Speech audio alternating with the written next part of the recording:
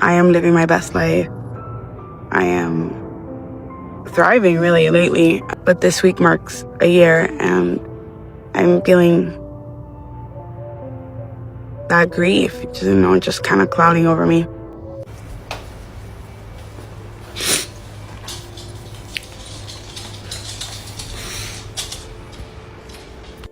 I'm crying because my son is leaving. He's going to see his dad, and it just hurts.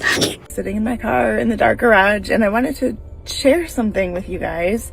It's just a reminder that I am missing my partner next to me where I could. Gentlemen, 20 years. That's how long this man reportedly carried the responsibility of keeping the household running, paying the bills, and maintaining stability in the home, while emotional distance quietly grew between them over time. T1 point. A therapy assignment was introduced, a simple request to give one genuine compliment each week. Nothing elaborate, just small acknowledgments, like noticing a haircut, a pair of shoes, or everyday efforts that often go unseen in family life. But according to the account, even that small task became difficult to maintain. Weeks passed, and the consistency wasn't there. During a later session, the therapist asked a direct question about why it was so hard to continue something so simple. In that moment, tension surfaced. The response given was blunt and emotionally charged, reflecting years of unresolved frustration rather than a single conversation. It became one of those turning points where private issues suddenly become fully visible in a clinical setting. And after 20 years of shared life, that exchange left a heavy mark on both sides, raising difficult questions about communication, emotional distance, and how long unspoken feelings can build before they finally come out in words that cannot be taken back. Divorce is probably the hardest thing I've ever done in my life, you guys. It's been a year since everything got finalized. And I am living my best life. I am thriving really lately, and finally happy with my routine and my solitude and the things that I do on my own. But this week marks a year and I'm feeling that grief, just kind of clouding over me, which is wild. It's this person doesn't even exist in your life after 7 years, and like the thought that the things that you thought you were going to build together no longer are viable. So it's just a confusing place to be, Went out last night, had a great time, but now I'm feeling a little in my feels, if you would say. So if you're somebody that's struggling with a divorce, you're not alone. And specifically, if you're the person who asked for the divorce and you feel sad, it's normal. I feel like nobody speaks about the person that took the step towards it, right? Because they're just seen in a bad light.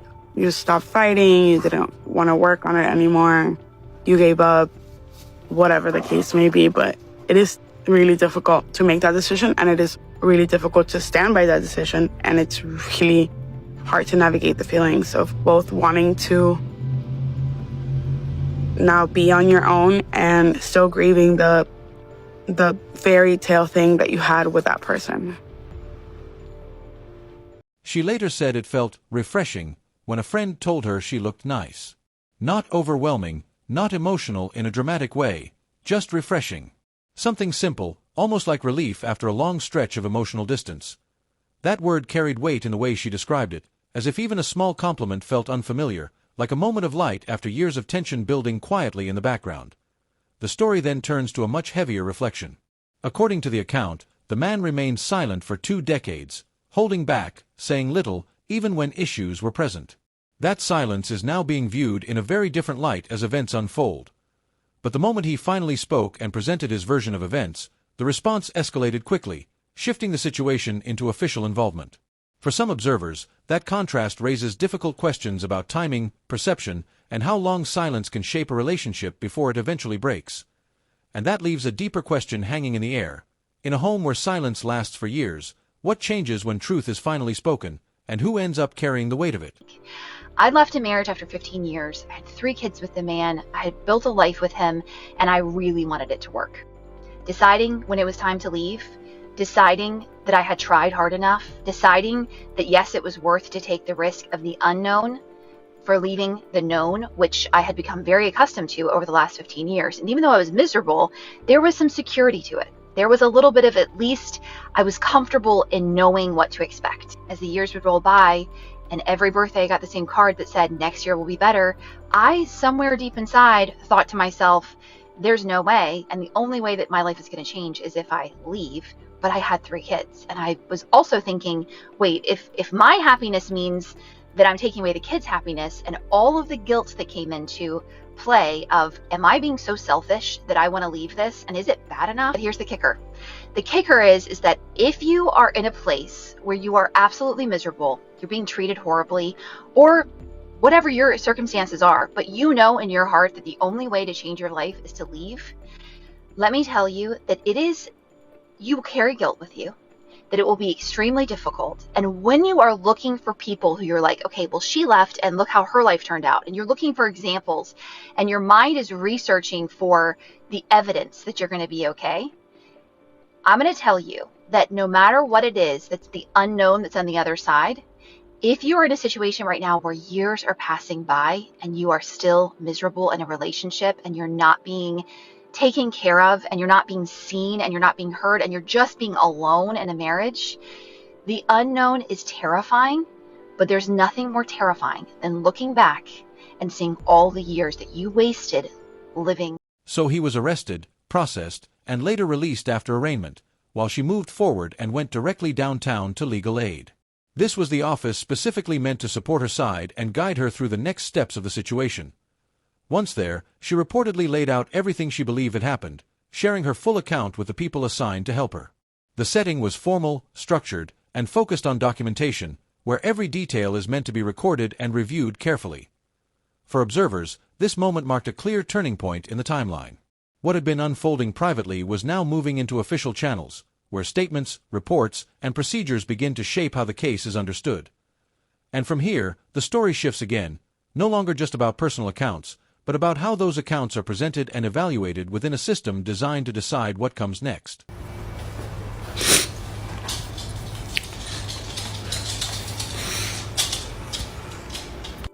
I'm crying because my son is leaving. He's going to see his dad. And it just hurts. Is that it? She said it more than once, her frustration building as the moment unfolded. It wasn't just a question, it carried disbelief, like she expected a very different outcome from what was actually happening in real time.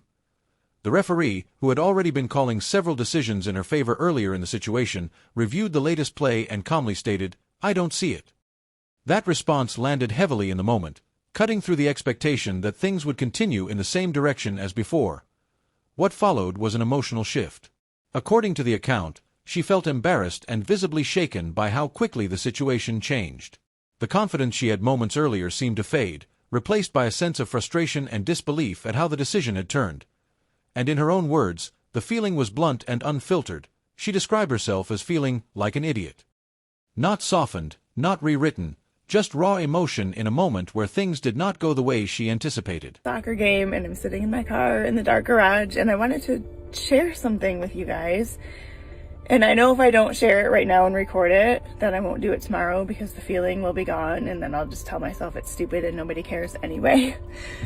But I wanted to share something about being divorced that nobody really talks about or tells you about. And tonight's game reminded me of that because it was an awesome game. It was like tied 0-0 and we scored in like the last 12 seconds. It was awesome.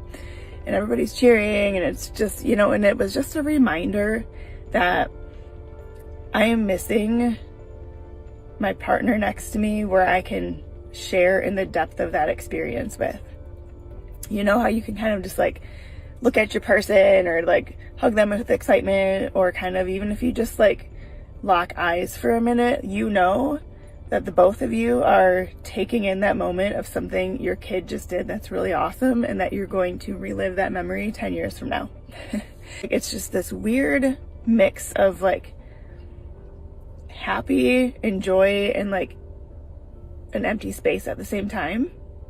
I'm not saying that so you can feel bad or be like, oh, poor you. Like, it's not that. My life is very, very full, but it's just sharing these parts because I think it's important for you guys to know that there are hard parts of my life too. We often just give the highlight reel, right? I think my sister said to me not too long ago, how's your awesome life going? And I just laughed, but I don't want you guys to think that my life is just a piece of cake, because it's not, and there's a lot of hard things. So when there's hard things in your life, maybe you'll think of me and be like, okay, she's got that. I see little snippets of her hard stuff, and she is still holding down the fort and being healthy and fit and strong. And so maybe I could do that too.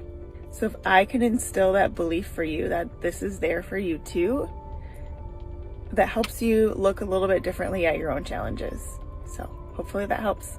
My kid's home. I'm going to go congratulate him. The son was already upstairs when the father arrived home and chose not to come down.